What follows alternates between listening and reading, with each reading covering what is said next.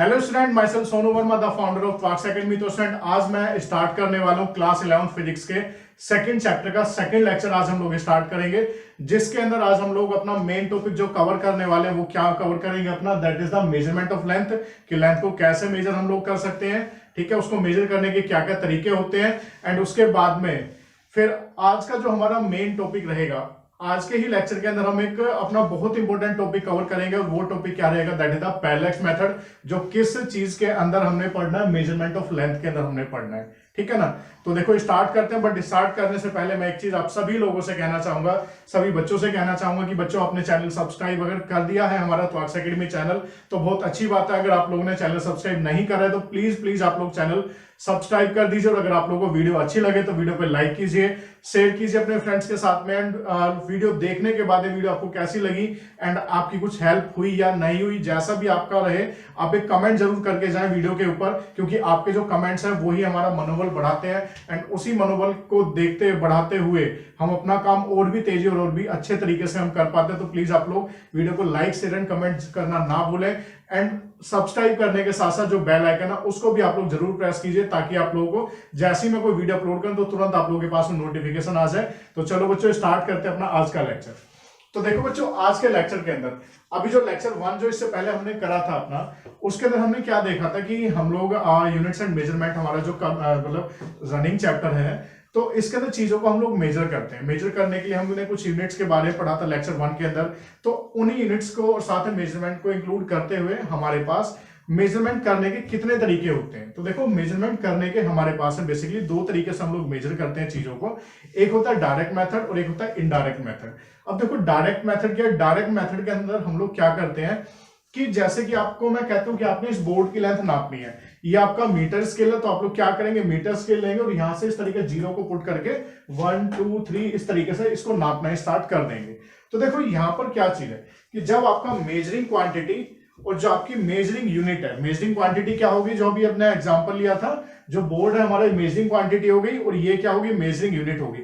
कि जब हम अपना मेजरिंग क्वांटिटी और मेजरिंग यूनिट के बीच में एक प्रॉपर मीन्स एक डायरेक्टली कॉन्टैक्ट होता है मेजरिंग क्वांटिटी और मेजरिंग यूनिट के बीच में, तो उसको क्या बोलते हैं अपना, डायरेक्ट मेथड बोलते हैं। और डायरेक्ट मेथड में जो हमारा आंसर आता है वो बिल्कुल एकदम एक्यूरेट आंसर आता है, मीन्स 0.1 की भी आपकी गलती नहीं होती, ठीक है। अब जो इनडायरेक्ट मेथड होते हैं बच्चा, इनडायरेक्ट मेथड के अंदर हमारा जो हम कोई एक रफली आइडिया यूज करते हैं चीजों को नापने के लिए। जैसे आपने इनडायरेक्ट मेथड के तौर पर आपने 10th क्लास के अंदर एक टॉपिक पढ़ा था मैथ्स के अंदर, that was the height and distance. तो हाइट एंड डिस्टेंस में क्या होता था कि आपको एक एंगल ऑफ एलिवेशन दिया होता था, हाइट ऑफ टावर दिया होता था, और साथ में डिस्टेंस आपसे पूछ ली कि आप जहां पर खड़े हैं उस पॉइंट से लेकर जो टावर है उसकी डिस्टेंस कितनी होगी। तो कुछ ऐसे क्वेश्चंस आपने करे होंगे। तो बच्चों, मैं आपसे पूछता हूँ कि क्या वो एंगल एकदम अप्रोप्रिएट होता था, एकदम एक्यूरेट होता था कि 30 डिग्री है तो एकदम 30 डिग्री ही रहेगा, मीन्स वहां पर वो कम ज्यादा हो सकता है। तो वहां पर जो ऐसे केसेस में जो वैल्यू आते हैं, this is not completely accurate, वहां पर कुछ मतलब कुछ एवरेज वैल्यू हम लेके चलते हैं, ठीक है ना। तो वहां पर ऐसे केसेस में को हम क्या बोलते हैं, इनडायरेक्ट मेथड ऑफ मेजरमेंट हम बोलते हैं, जहां पर हमारा आंसर एक्चुअल और एक्यूरेट ना आकर कुछ उसके आसपास आता है, ठीक है। और डायरेक्ट मेथड में क्या रहेगा कि डायरेक्ट मेथड में आपका आंसर हमेशा बिल्कुल एक्यूरेट और जो एक्चुअल वैल्यू है वही आंसर आपका आएगा, ठीक है ना। तो देखो, डायरेक्ट मेजरमेंट करने के लिए हमारे पास में कुछ डिवाइसेस हैं, और ये डिवाइसेस आपने सिर्फ इसमें से मीटर स्केल आपने पढ़ा होगा, बाकी की जो 3 डिवाइसेस ये अभी आपने नहीं पढ़ी होती 10th क्लास तक। मीटर स्केल देखो क्या होता है डायरेक्ट मेथड, डायरेक्ट मेजरमेंट के लिए। जो आप लोग सिंपली अपना मीटर स्केल देखा होगा, आपने कपड़े वाले की दुकान पे देखा होगा, अपने घरों में देखा होगा, तो उसको हम 1 मीटर कहते हैं। 1 मीटर का देखो, आप लोगों ने इन सारी डिवाइसेस जितनी भी है मीटर स्केल, मीन्स सब स्केल्स के नाम लिखे हैं, पर्टिकुलर डिवाइस होती है छोटी छोटी। मीटर स्केल हो गया, वर्नियर कैलिपर हो गया, स्क्रू गेज हो गया, स्फेरोमीटर हो गया। Vernier calliper, screw gauge, spherometer, ये आप लोग अपना 11th की जब आपकी क्लासेस स्टार्ट होंगी तो इनको आप लोग अपना प्रैक्टिकल्स के अंदर पढ़ेंगे। ये तीनों टॉपिक आपके प्योरली प्रैक्टिकल के टॉपिक है, प्रैक्टिकल में टीचर इनको स्कूल के अंदर कराएगा, और हो सका तो मैं भी आप लोगों इन वीडियो लेक्चर के थ्रू यहाँ पर मैं कराऊंगा कि हम इनको कैसे यूज करते हैं, ठीक है ना। तो देखो, मीटर स्केल क्या होता है, जो सिंपली हमारा मीटर स्केल हमारे घरों में, हमारी मार्केट्स के अंदर हम लोग जो देखते हैं, ठीक है। तो इस मीटर स्केल में जितने भी हमारी स्केल्स हैं या जितने भी हमारे डिवाइसेस हैं, इन सभी के पार्ट पर आपने अभी यहां पर क्या करना है कि इनका जो मेजरिंग स्केल है वो आपने याद करना है। देखो जैसे मीटर स्केल का जो मेजरिंग स्केल होता है वो कितना होता है आप लोगों का, दैट इज 10⁻³ मीटर। तो देखो इसका मीनिंग क्या है, दैट इज 1/1 2 3 इतना लिखा है कि वो क्या मेजर कर सकते हैं कि 1 मीटर के 1000वें पार्ट को भी मेजर कर सकता है। इट मींस आपने 1 मीटर को अगर 1000 इक्वल पार्ट्स के डिवाइड कर दिया तो 1 मीटर की हेल्प से हम उसके 1 मीटर के 1000th वाला पार्ट भी हम मेजर कर सकते हैं। ठीक है, नेक्स्ट आता है वर्नियर कैलिपर। अब देखो बच्चों वर्नियर कैलिपर क्या होता है, वर्नियर कैलिपर सिंपली एक डिवाइस होता है। जैसे कि मैंने बताया कि आपने सिर्फ अभी यहाँ पर इनके मेजरिंग स्केल क्वांटिटी या मेजरिंग कैलकुलेटर मींस क्या उसकी मेजरिंग वैल्यू क्वांटिटी होती है वो आपने याद करना है। ठीक है ना, तो कितनी होती है यहाँ पर, दैट इज इट मींस ये 1 मीटर के 10,000वें पार्ट को भी मेजर कर सकता है। इट मींस ये इससे भी और भी छोटी छोटी चीजों को मेजर करने के लिए यूज होता है। ठीक है ना, फिर क्या है स्क्रू गेज। अब स्क्रू गेज क्या है, स्क्रू गेज होता है जो और भी ज्यादा पतली पतली चीजों को की जो विड्थ है वो हम लोग मेजर कर सकते हैं। जैसे स्क्रू गेज के तौर पर मैं आपको बताऊं, जैसे आपका पेन का रिफिल होता है, आप लोग उसका डायमीटर आप लोग मेजर कर सकते हैं स्क्रू गेज के थ्रू। ठीक है ना, और ये इसका जो मेजरिंग स्केल होता है कितना होता है बच्चा आप लोगों का, दैट इज 1/1 2 3 4 and 5, मतलब 1 मीटर के 1,00,000वें पार्ट को भी आप इससे मेजर कर सकते हैं। नेक्स्ट जो आता है आप लोगों का स्फेरोमीटर। अब स्फेरोमीटर क्या होता है, दैट इज 1/1 2 3 4 5 and 6। तो कहने का मतलब क्या है कि वो 1 मीटर के 10,00,000वें पार्ट को भी मेजर कर सकता है, मतलब कि बहुत पतली से पतली विड्थ को भी आप लोग स्फेरोमीटर से मेजर कर सकते हैं। जैसे फॉर द एग्जांपल के तौर पर अगर आपसे कहा जाए कि एक बाल की मोटाई कितनी होती है ये आपने मेजर करनी है, तो आप लोग किससे मेजर कर सकते हैं, अपना स्फेरोमीटर से उस बाल की भी मोटाई को हम मेजर कर सकते हैं। ठीक है, जैसे कि मैंने बताया था कि फिजिक्स का जो स्कोप है वो काफी वाइड है। इट मींस हम बहुत छोटी से छोटी चीजों से लेकर बहुत बड़ी से बड़ी चीजें आज के डेट में मेजर कर चुके हैं फिजिक्स के अकॉर्डिंग। तो बच्चों आप लोग ध्यान रखना कि इनका मेजरिंग स्केल क्या क्या होता है। अब नेक्स्ट हम मूव करते हैं इनडायरेक्ट मेथड। तो इनडायरेक्ट मेथड क्या बताया था कि जहां पर एक हमारी एवरेज वैल्यू आंसर आता है, एक एक्यूरेट वैल्यू आंसर नहीं आता। जैसे हो गया ट्रिग्नोमेट्रिकल मेथड। इस ट्रिग्नोमेट्रिकल मेथड के अलावा भी हमारे पास में और भी कुछ मेथड्स होते हैं। जैसे आपने अपने 9th क्लास के चैप्टर नंबर साउंड वाला जो चैप्टर आप लोगों का उस चैप्टर के अंदर पढ़े होंगे कुछ मेथड। मैं आपको नाम लिख देता हूं यहाँ पर 10। जैसे हो गया इको मेथड। तो इको मेथड एक आपने पढ़ा था 9th क्लास में, एक आपने पढ़ा था सोनार मेथड। ठीक है, तो सोनार मेथड होता है और एक होता है आपका रडार मेथड। तो ये सब एक मेथड्स हैं किसको कैलकुलेट करने के लिए, डिस्टेंस को मेजर करते हैं। और ये जो यहाँ से जो वैल्यू मिलती है, this is not 100% accurate value, वो एक एवरेज और मींस उसके आसपास की कुछ वैल्यू हम लोग यहाँ पर कैलकुलेट करते हैं इन मेथड के थ्रू। ठीक है ना, तो दैट इज रडार मेथड। तो बच्चों मैं आप लोगों को बता दूं कि अभी जो है ना 11th के सिलेबस से ये पार्ट हटा दिया है। क्यों हटा दिया, क्योंकि ये आप लोगों को 9th में ऑलरेडी पढ़ा दिया जाता है। बट आपने 11th के लिए आपने करना क्या है कि इको के अलावा सोनार और रडार की आपको फुल फॉर्म याद करनी है, क्योंकि हो सकता है कि आपके 1 मार्क के अंदर पूछ लिया जाए। तो सोनार की जो फुल फॉर्म होती है, क्या फुल फॉर्म होती है, साउंड नेविगेशन एंड रेंजिंग। आप लोग इसको लिखना चाहे तो लिख लीजिए, सोनार की full form that the sound navigation and the ranging. And उसके बाद में नेक्स्ट जो होता है आप लोगों का रडार। रडार क्या होता है, that is radio active detecting and ranging. तो क्या होता है, radio active detective and ranging. ठीक है, तो इनकी फुल फॉर्म आप लोग याद करनी है। तो अब जो हमारे पास में जो मेन जो आज की इस लेक्चर का कंसर्न है, मेन जो हम टॉपिक कवर करेंगे या जो इंपॉर्टेंट टॉपिक है आज के लेक्चर का, वो क्या है, दैट इज पैरेलैक्स मेथड।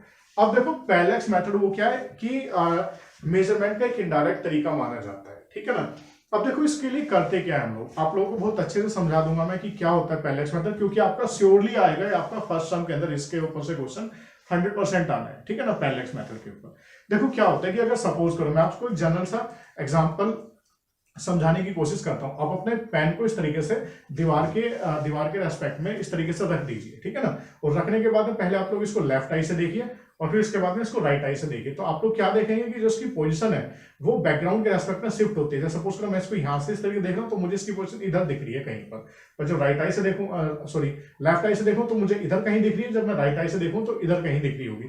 तो जो शिफ्टिंग ऑफ इमेज जो आ रही है, जब हम एक इस पर्टिकुलर ऑब्जेक्ट को दो डिफरेंट पोजीशन से देख रहे हैं, पहले लेफ्ट आई से तो ये फर्स्ट पोजीशन हो गई हमारी लेफ्ट आई, फिर जब राइट आई से देखा तो ये सेकंड पोजीशन होगी। तो जब हम किसी ऑब्जेक्ट को दो डिफरेंट पोजीशन से देख रहे हैं तो उस टाइम पर होगा क्या कि जो उसकी इमेज की जो पोजीशन है वो बैकग्राउंड के रेस्पेक्ट में चेंज होगी।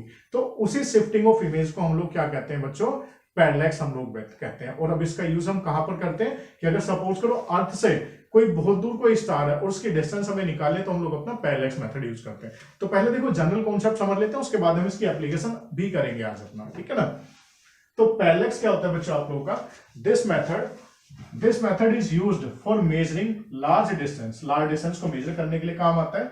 सच as distance of a star, जैसे किसी स्टार की डिस्टेंस होगी, किसी प्लैनेट की डिस्टेंस होगी, कहां से, अर्थ से। क्लियर हुआ। अब देखो करते क्या, सबसे पहले पैरेलैक्स का मीनिंग क्या होता है ये चीज हमें समझनी है। तो पैरेलैक्स का मीनिंग क्या होता है बच्चों, it is the name given to change in position. It means change in position of object, ठीक है ना, sorry this will be position of image रहेगा, this will be change of position of an image. It means कि जो image की जो position है वो क्या होगी, चेंज होगी, किसके रेस्पेक्ट में, with respect to the background when the object is seen from the two different position, जब हम लोग उस ऑब्जेक्ट को दो डिफरेंट पोजीशन से देख रहे होंगे, ठीक है ना।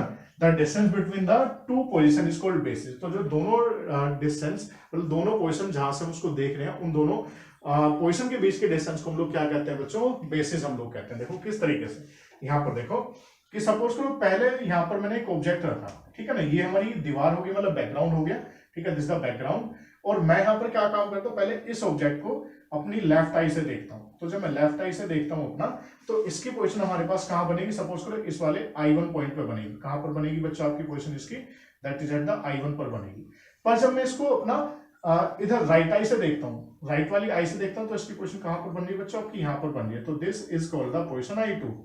ये क्या हो गया आपका, I2 पोजीशन हो गया। तो देखो हुआ क्या, जब हम इस सिंगल ऑब्जेक्ट को दो डिफरेंट पोजीशन से देख रहे हैं, पोजीशन P1 और पोजीशन P2 से, तो हो क्या रहा है, बेसिकली उसकी जो इमेज है वो बैकग्राउंड के रेस्पेक्ट में चेंज हो जा रही है। अब देखो ऑब्जेक्ट तो वही है, सिर्फ उसकी इमेज शिफ्ट हो रही है। तो जो शिफ्टिंग ऑफ इमेज है बच्चों, इस शिफ्टिंग ऑफ इमेज को हम लोग क्या कहते हैं, दैट इज कॉल्ड पैरेलैक्स। हम इसको कहते हैं, क्या कहते हैं बच्चों, इसको पैरेलैक्स हम लोग कहेंगे, ठीक है ना। अब देखो यहां पर बेसिकली हमने मेजर क्या चीज करनी होती है। देखो हमने जो मेजर करना होगा, सपोज करो ये हमारी आई है, मतलब ये हम खुद हो गए, क्योंकि हमारी बॉडी में हमारी आई है, तो ऑब्वियसली बात है हम हो गए। और ये ऑब्जेक्ट है, तो हमें अपने से ये जो ऑब्जेक्ट है कितनी दूरी पर है, ये डिस्टेंस हमने मेजर करनी है। तो देखो कैसे मेजर हम इसको करेंगे, बहुत सिंपल सा कॉन्सेप्ट है। अब देखो किस तरीके से मेजर करा जाएगा, बिकॉज यहाँ पर हम फॉर्मूला लगाएंगे, अपना बेसिक फॉर्मूला, वही अपना angle equal to arc upon radius. तो क्या होता है बच्चों आप लोगों का, that is angle equal to arc upon radius, ये फॉर्मूला रहेगा। तो जो आर्क रहेगा बच्चों, आर्क कितना लेना है हमने, ये जो डिस्टेंस होती है ना पोजीशन के बीच की, P1 और P2 के बीच की जो पोजीशन होती है, जिसको हम क्या बोलते हैं बच्चों, अपना बेसिस बोलते हैं। ये जो डिस्टेंस है इसको क्या कहेंगे हम लोग, आर्क कहेंगे। और रेडियस क्या रहेगी, ये रेडियस रहेगी, ये वाली जो हमने मेजर करनी है। तो आर्क की कितनी होगी, that is P1 P2 means P1 और P2 के बीच की जो डिस्टेंस है, इसको हम लोग आर्क कहेंगे। और ये क्या रेडियस है, मींस इस तरीके से आप समझ सकते हो कि यहाँ पर ये इस तरीके से मूव कर रहा है, मींस रेडियस होगी आप लोगों की, जो कि हमने फाइंड आउट करनी है। और ये क्या होगी आप लोगों की, आर्क होगी, ठीक है। तो अब यहाँ देखो रेडियस कितनी होगी बच्चा आपकी, रेडियस होगी हमारे पास में, दैट इज OP1, ठीक है। अब देखो हम इस एंगल को बड़ी आराम से कैलकुलेट कर लेते हैं, क्योंकि फिजिक्स और स्पेशली साइंस के अंदर एंगल को मेजर करने, ऐसे एंगल को मेजर करने के लिए हमारे पास काफी सारी डिवाइसेज है। हो सकता है कि आपको ना पता हो, पर ऐसी काफी सारी डिवाइसेज है कि हम इस एंगल को बड़ी आराम से मेजर कर लेते हैं, ठीक है ना। तो यहाँ देखो हमने क्या निकाला बच्चों, हमने ये वैल्यू निकालनी है रेडियस। तो OP1 इक्वल टू क्या रहेगा, that is equal to arc upon angle, ये वैल्यू आएगी निकल कर। अब यहां पर वैल्यूज पुट करो, आर्क कितनी है बच्चों आपकी, P1 एंड द P2, और नीचे क्या आएगा आप लोगों का, दैट इज एंगल। अब देखो ये जो एंगल है कितना है बच्चों आपका, थीटा है, तो यहाँ पे क्या लिखेंगे, इट इज थीटा, ठीक है। अब मैंने बताया था कि P1 P2 के दोनों पोजीशन के बीच के डिस्टेंस, जिसको हम क्या कहते हैं, बेसिस बोलते हैं। तो बेसिस को हम लोग जो रिप्रेजेंट करते हैं स्मॉल b से रिप्रेजेंट करते हैं। तो यहाँ पर जो OP1 जो रहेगा, OP1 क्या बच्चों आप लोगों का, दैट इज रेडियस, ठीक है ना। तो रेडियस क्या रहेगी, that is b upon theta. तो ये निकालने का फॉर्मूला आ गया। अब देखो यहाँ पर अगर क्वेश्चन आते हैं, तो क्वेश्चन किस तरीके से आ सकता है कि आपको वो एंगल की वैल्यू दे देगा, सपोज को 30 डिग्री, 45 डिग्री, 60 डिग्री इस तरीके से एंगल दे दिया। बेसिस की डिस्टेंस उसने दे दी, सपोज करो 4 मीटर, 3 मीटर इस तरीके से, और आपसे क्या पूछेगा, रेडियस वो पूछेगा। तो आप लोगों ने फॉर्मूले के अंदर रखना है किस किस की वैल्यू को, बेसिस की वैल्यू को, साथ में एंगल की वैल्यू को, सोल्व कर देना है। बट इसमें एक चीज का आपको ध्यान रखना होगा कि इस फॉर्मूले के अंदर हम लोग जो एंगल की वैल्यू रखते हैं वो किस में रखेंगे, रेडियंस के अंदर हम लोग रखते हैं, डिग्री के अंदर नहीं रखना। वो 10th तक की मैथ्स थी, 10th तक की पढ़ाई थी, वहां पर उसको वहीं तक उसको पढ़ना होता है। यहाँ पर 11th में हम लोग जहां भी एंगल का जिक्र करेंगे तो इट मींस हमने उसकी वैल्यू को रेडियन के टर्म्स में ही रखना होगा हमेशा, ठीक है। तो अब देखो बच्चों इसके बाद में जो नेक्स्ट जो टॉपिक आता है हमारे पास, वो नेक्स्ट टॉपिक क्या है आपका, that is application of parallax method. और ये ही वो क्वेश्चन है जो आपका मींस मैं कहूंगा कि अगर मैं 100 स्कूल की बात करूं और 100 स्कूल जो अपना फर्स्ट टर्म का एग्जाम लेते हैं तो उसमें से कम 90 स्कूल ऐसे हैं कि जो इस क्वेश्चन को हमेशा फर्स्ट टर्म में पूछते हैं। तो देखो क्या रहता है, पैरेलैक्स मेथड को हम कैसे यूज करेंगे अर्थ से किसी स्टार के डिस्टेंस को फाइंड आउट करने के लिए, ठीक है ना। सपोज करो मैं यहाँ पर क्या लेके चल रहा हूं कि यहाँ पर ये क्या हो गया हमारे पास में, दैट इज ये सबसे पहले हमने क्या मान लिया कि सपोज करो ये सन है हमारे पास, और जैसा कि हम सब जानते हैं कि सन के चारों तरफ अर्थ क्या करते हैं, इस तरीके से एक इलिप्टिकल ऑर्बिट के अंदर रिवॉल्व कर रही होगी अराउंड द अर्थ, ठीक है। और यहाँ पर क्या बच्चा आप लोग का, यहाँ पर हमने मान लिया कि कोई स्टार है और इस स्टार की हमें क्या निकालने, डिस्टेंस निकालने, किससे, अर्थ से। सपोज करो अर्थ अभी यहाँ पर है, इस वाली पोजिशन पर है, तो हमें क्या निकालना है बच्चों, ये डिस्टेंस हमें निकालनी होगी, ये वाली डिस्टेंस, ठीक है। तो देखो इसको हम कैसे फाइंड आउट करेंगे, बेसिकली इसको फाइंड आउट करने के लिए पूरा एक प्रोसेस होता है, वो प्रोसेस देखो कैसे हम लोग करते हैं। सपोज करो मैं यहाँ पर अभी अर्थ पर खड़ा हूं और मुझे डिस्टेंस मेजर करनी है, ठीक है। तो मैं क्या काम करूंगा, मैं एक हाई पावर की लेजर लाइट में लूंगा, उस हाई पावर लेजर लाइट को इस तरीके से यहाँ पर टिल्ट करूंगा बिल्कुल वर्टिकली, और उसके बाद मैं इसको इस तरीके से राइट साइड में टिल्ट करने स्टार्ट करूंगा। तो राइट साइड में जब मैं टिल्ट करूंगा तो ये स्टार पे जाके टकराएगी, टकराने के बाद वापस आएगी, तो हमने इसको बिल्कुल वर्टिकली मींस 90 डिग्री पर स्टैंड करके और इसको इस तरीके से स्टार की तरफ टिल्ट करना है। तो देखो ये किसी एंगल पर टिल्ट हो चुकी होगी। तो यहाँ पर जो हम इसको इनिशियली जब वर्टिकली स्टैंड करते हैं, तो इनिशियली जब हमने वर्टिकली स्टैंड करा तो देखो इसको हम क्या नाम देंगे, that is called simply this is a point and this will be the F. तो इसकी इनिशियल वर्टिकल पोजीशन क्या होगी बच्चों आप लोगों की, दैट इज एफ ए हो गई, ठीक है। इसके बाद हमने करना है कि इसको इस तरीके से टिल्ट करना है टुवर्ड द स्टार। तो इसको जब हमने टुवर्ड द स्टार टिल्ट करा तो ये एंगल कितना आ रहा है आप लोगों का, सपोज करो ये एंगल θ1 है, ठीक है। अब देखो ये एंगल θ1 आ चुका है हमारे पास में। अब इसके बाद में होगा क्या कि जब 6 महीने बाद आफ्टर द 6 मंथ जब अर्थ अपना हाफ रिवॉल्यूशन कंप्लीट करके बिल्कुल अपने डायमेट्रिकली अपोजिट पॉइंट पर पहुंच गई होगी, तो उस टाइम पर देखो हम क्या करेंगे, जब 6 महीने बाद अर्थ जो है यहां से रिवॉल्व करते हुए अपना इस वाली पोजीशन पर पहुंच गई। और ये पोजीशन क्या है बच्चों आप लोग, इस वाली पोजीशन को हम क्या नाम देंगे, दिस पोजीशन इज बी, ठीक है। बी पोजीशन पर पहुंच चुकी है आफ्टर द 6 मंथ। तो अब यहां से क्या काम करना है कि यहां से हमने फिर से वही प्रोसेस करनी है कि उसी same high powerful laser light को इस तरीके से वर्टिकली स्टैंड करना है 90 डिग्री, और उसके बाद में इसको इस तरीके से टिल्ट हमने कर देना है। तो देखो जब इसको टिल्ट करेंगे इस तरीके से तो यहां पर क्या रहेगा, इट मींस यहां पर फिर से ये डिस्टेंस आएगी हमारे पास में। तो इनिशियली हमने देखो करा क्या, इनिशियली हमने करा ये कि हमने हाई पावरफुल लेजर लाइट को इस तरीके से वर्टिकली स्टैंड करा। तो इस बार इसकी जो वर्टिकल पोजीशन आ रही है that is F dash B position रहेगी सेकंड पॉइंट पर। और इसके बाद में हमने इसको इधर टिल्ट करा, तो सपोज करो ये एंगल कितना आता है बच्चों आप लोगों का, ये एंगल आता है आप लोगों का दैट इज द θ2। तो क्या एंगल मानेंगे बच्चों हम इसको अपना, दैट इज θ2 एंगल हम इसको मानेंगे, ठीक है। अब देखो θ2 एंगल, θ1 एंगल, दोनों एंगल्स आ चुके हैं हमारे पास में। अब इसके बाद में हमने देखो करना क्या है, करना ये रहेगा कि मैं आपको बता दूं कि एज यू नो दैट कि सन इज सेंटर ऑफ यूनिवर्स, कि सन को हम क्या मानते हैं, सेंटर ऑफ यूनिवर्स मानते हैं। और यूनिवर्स की सिमेट्री को देखते हुए हम लोग एक चीज यहां पर इंक्लूड करेंगे, means this is not 100% accurate, but हमने यहां पर क्या करना है, एवरेज वैल्यू निकालनी होती है। नॉट एक्यूरेट वैल्यू तो हम निकाल भी नहीं पाते, तो उसी एवरेज वैल्यू को निकालने के लिए साथ में यूनिवर्स की सिमेट्री को इंक्लूड करते हुए हम यहां पर ये मानेंगे कि सन को एज ए हमने क्या माना है, as a centre of universe. तो यहां पर हम एक वर्टिकल डायरेक्शन ड्रॉप करते हैं, तो वर्टिकल डायरेक्शन होगी, ठीक है, फ्रॉम द सन, मतलब सन से इस स्टार की वर्टिकल डायरेक्शन ये होगी। तो अब यहां पर क्या रहेगा कि अगर ये वाला एंगल θ1 है तो बच्चों ये वाला एंगल भी क्या रहेगा आप लोगों का, दिस इज द θ1। और अगर ये वाला एंगल θ2 है तो ये वाला एंगल भी क्या रहेगा आप लोगों का, θ2। क्यों रहेगा, दिस इज सिंपली ये कौन से एंगल बन रहे हैं बच्चों, हमारे ऑल्टरनेट एंगल यहाँ पर बन रहे हैं। देखो यहाँ पर क्या बन रहा है, यहाँ पर जेड बन रहा है और फिर इधर जेड बन रहा है, जहां पर जेड बनता है तो वहां पर आप क्या कहते हैं कि ऑल्टरनेट एंगल बनते हैं। और ऑल्टरनेट एंगल क्या होते हैं आपके, इक्वल होते हैं। तो देखो θ1 और θ2 हमारे क्या होंगे, these are the respective angle of the vertical direction of sun to the star, मतलब स्टार की सन से जो वर्टिकल डायरेक्शन है उसके रेस्पेक्ट में जो एंगल बनेगा θ1 और θ2 एंगल्स हमारे बनेंगे, ठीक है। अब देखो ये जो स्टार है, इस स्टार को हमने क्या नाम दिया बच्चों, एन नाम दिया। अब देखो यहां पर क्या है, अब मैं देखो यहां पर इस डायरेक्शन के पैरामीटर्स मैं आप लोगों को समझा देता हूं। बच्चों मैं एक चीज बता दूं कि आप लोग अभी जैसे 11th में आए हैं, नए नए स्टूडेंट हैं, तो हम यहाँ पर डेरिवेशन करते हैं कुछ फॉर्मूला। डेरिवेशन का मैंने बताया था अपने फर्स्ट लेक्चर के अंदर हाउ टू स्टडी के अंदर कि डेरिवेशन का मीनिंग क्या होता है कि हम लोग फॉर्मूला कैसे सोल्व करते हैं, कैसे उस नए फॉर्मूले को बनाते हैं। तो उस नए फॉर्मूले को बनाने के लिए मैंने बताया था कि कुछ हम लोग अपनी तरफ से पैरामीटर, कुछ कंडीशंस इंक्लूड करते हैं। तो जो पैरामीटर्स या फिर जो कॉन्सेंट है या जो कंडीशंस हम लोग इंक्लूड करते हैं उनको हम पैरामीटर कहेंगे।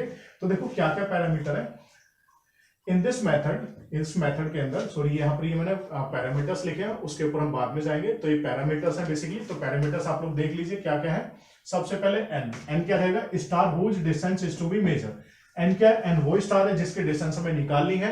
एंड उसके बाद में ए बी क्या है बच्चों आप लोगों का, this A B is the diameter of earth orbit. ये अर्थ ऑर्बिट का डायमीटर हो गया, ठीक है। F A and the F dash B, F A ये वाली और एफ डैश बी ये वाली, ये क्या होगी बच्चों आप लोग, these are the vertical directions. And इसके बाद में वर्टिकल डायरेक्शंस के बाद में फिर हमारे पास क्या रहेगा, फिर हमने क्या करना है कि अब इसको सोल्व करना है with the use of parallax method. तो देखो पैरेलैक्स मेथड से हम इसको कैसे सोल्व करेंगे। पैरेलैक्स मेथड का सबसे सिंपल फॉर्मूला क्या होता है कि वो किस फॉर्मूले के ऊपर बेस्ड होता है आप लोगों का, angle equal to arc upon radius के ऊपर बेस्ड होता है। तो बच्चों यहां देखो, यहां पर अगर मैं इसको सेंटर मान लूं और इस तरीके से मैं इसको रोटेट कराता हूं तो यहां पर ये टोटल एंगल कितना आ गया हमारे पास में, दैट इज टोटल एंगल आ गया θ1 प्लस θ2। और आर्क कितनी आ गई, आर्क जो रहेगी that is equal to A B. Arc कितनी है बच्चों हमारी, ए बी के इक्वल है। और रेडियस कितनी रहेगी, दैट इज ए एन, जो कि स्टार की डिस्टेंस है कहां से बच्चों, सन से, जो हमें फाइंड आउट करनी है, ठीक है। तो अब देखो यहां पर बात आती है कि हम इस ए बी की क्या वैल्यू पुट करें। देखो यही एक मेन इंपॉर्टेंट चीज और है कि इस ए बी की वैल्यू हम क्या लेके चलेंगे। देखो बच्चों यहाँ पर ये क्या सेंटर ऑफ अर्थ, ये क्या सेंटर ऑफ अर्थ, और सेंटर ऑफ अर्थ से लेकर सेंटर ऑफ सन के बीच के डिस्टेंस को हम क्या कहते हैं, 1 AU कहते हैं। अगेन इधर सेंटर ऑफ सन और सेंटर ऑफ अर्थ के बीच की डिस्टेंस क्या रहेगी, 1 AU। तो ये टोटल जो डायमीटर है कितना बन गया, दैट इज 2 AU, ठीक है।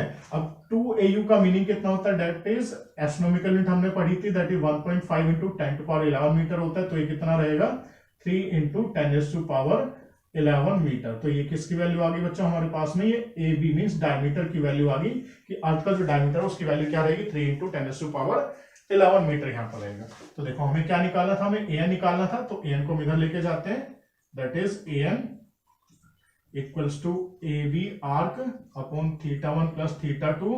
और ए बी की वैल्यू कितनी है बच्चों आपकी, 3 into 10⁻11 and divided by θ1 plus θ2। तो ये सब हम लोग जब रख के जब सोल्व करेंगे तो हमारे पास में N means distance of star from the earth आ जाएगा। तो इस तरीके से हम लोगों ने क्या निकाला, पैरेलैक्स मेथड का फॉर्मूला हम लोगों ने ड्राइव कर लिया। और इस पूरी प्रोसेस को हम लोग क्या कहेंगे, this is the derivation of parallax method, ठीक है। तो अब यहां देखो, इसमें जो बच्चों आपको फिर से जो एंगल रखने होंगे वो किसके टर्म्स में रखेंगे हम लोग, अपना इन दोनों एंगल्स को हम लोग फिर से रेडियंस के टर्म्स में हम लोग रखेंगे, ठीक है ना। तो बच्चों क्लियर हुआ आज का ये लेक्चर हमारा। तो अब इसके बाद में जो लेक्चर थर्ड जो रहेगा हमारा, लेक्चर थर्ड, तो उस लेक्चर थर्ड के अंदर हम लोग क्या क्या चीजें कवर करेंगे। लेक्चर थर्ड के अंदर हम लोग कवर करेंगे जो हमारा डायमेंशन एनालिसिस है, मींस इस यूनिट का सबसे मोस्ट अवेटेड और मोस्ट इंपॉर्टेंट टॉपिक, वो हम लोग लेक्चर थर्ड के अंदर कवर करेंगे। तो मिलते हैं अपना लेक्चर थर्ड के अंदर, जब तक के लिए tata bye bye, take care.